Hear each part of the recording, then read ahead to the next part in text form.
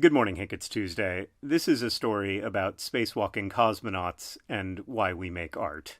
I often think about this passage from You Are an Artist, about this 1515 etching of a rhinoceros by the artist Albrecht Dürer, in which he depicts the animal as having literal plates of armor, complete with rivets. Dürer had never actually seen a rhinoceros, he'd only read a description and seen a small sketch, and the fact that his etching looks anything like a rhino is a real testament to his genius.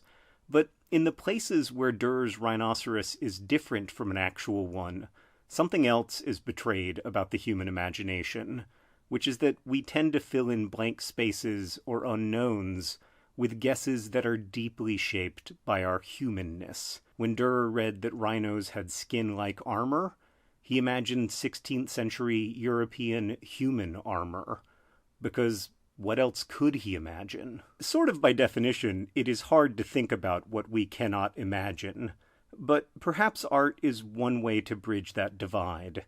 And thinking about that makes me think about the first work of art made by a human in space. The International Space Station orbits Earth every 90 minutes, and with each of these orbits, the sun rises from behind the Earth, darkness giving way to an arc of blue light that soon gives way to more colors. To hear space visitors talk of these orbital sunrises is to glimpse how amazing they must be. The American astronaut Victor Glover wrote of the bands of color, "They remind me of the scripture in Psalm 30, weeping may endure for a night, but joy cometh in the morning." Many space travelers have written of experiencing so-called orbital perspective, seeing the whole profoundly interconnected planet from afar, teeming with life, vast and resilient and fragile and tiny. Astronaut Mae Jemison said that in space, I feel more expansive, very connected to the universe. The Russian cosmonaut Alexei Leonov wrote that looking back at our blue globe from such a distance profoundly changed my vision of space and time. Leonov is most remembered today for taking the first spacewalk, but he also made the first space art. In March of 1965, when he was 30 years old, Leonov visited space with his friend and colleague Pasha Belyayev. The two men orbited the Earth in a tiny spherical spacecraft that was just over 2 meters in diameter, and so they were only allowed a few personal belongings on the trip. Leonov chose to bring a drawing pad and some colored pencils. He'd loved making art since childhood. He wanted to go to art school, but it was too expensive, so he became a pilot. Their mission was known as Voskod 2. Voskod means sunrise in Russian, and despite lasting for just over 1 day, this spaceflight contained quite a lot of firsts. Not just the first spacewalk and the first art made in space, but also the first spacecraft landing to occur 1,500 miles off course after its occupants nearly died on several separate occasions. The mission started out as planned. Shortly after entering orbit, Leonov, wearing a spacesuit, exited the Voskod capsule via an airlock and floated in space, connected to the spaceship only by a tether. The event was broadcast live on Soviet radio and television, and whenever my palms feel in need of a bit of sweat, I watch as Leonov pushes away from the spacecraft, drifting into the void until his tether snaps taut. After a few minutes of spacewalking, it was time for Leonov to re-enter the spaceship, but there was a problem. His pressurized suit had dramatically expanded in the vacuum of space. In his memoirs, Leonov recalled, "My feet had pulled away from my boots and my fingers from my gloves attached to the sleeves, making it impossible to enter the airlock. The only solution was to reduce the pressure in my suit by opening the pressure valve and letting out a little oxygen at a time as I tried to inch inside the airlock." And so, as his oxygen leached out into the void, Leonov tried to wedge himself back into the capsule, which he described as an almost impossible maneuver. This was not broadcast live on television. From the moment our mission looked to be in jeopardy, Leonov wrote, transmissions from our spacecraft were suddenly suspended without explanation. In their place, Mozart's Requiem was played again and again on state radio. The custom in the Soviet Union at this time was for such solemn music to play after a senior political figure had died, but before an official announcement of their death was made. Leonov's friends and family, who of course knew what the music might mean, waited for the news with no way of knowing what was happening miles above.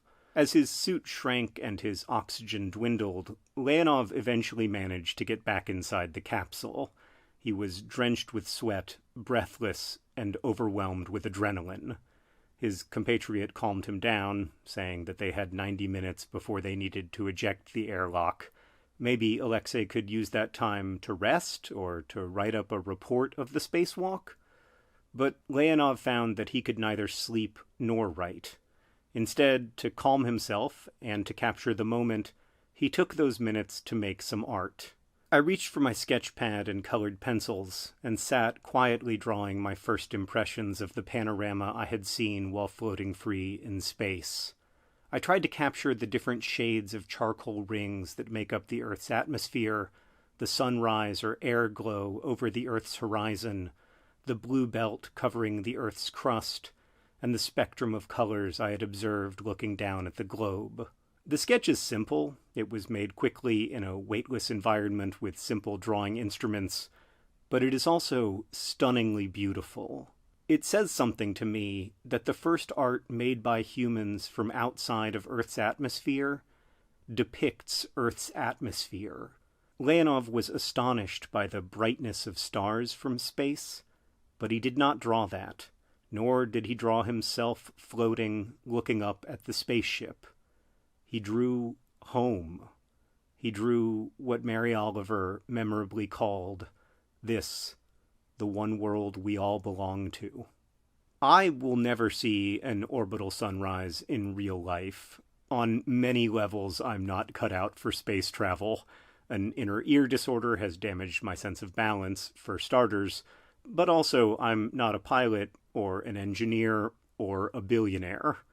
I tend to side with Eudora Welty on matters of adventure, who once, after acknowledging she had lived a sheltered life, added, "A sheltered life can be a daring life as well, for all serious daring starts from within."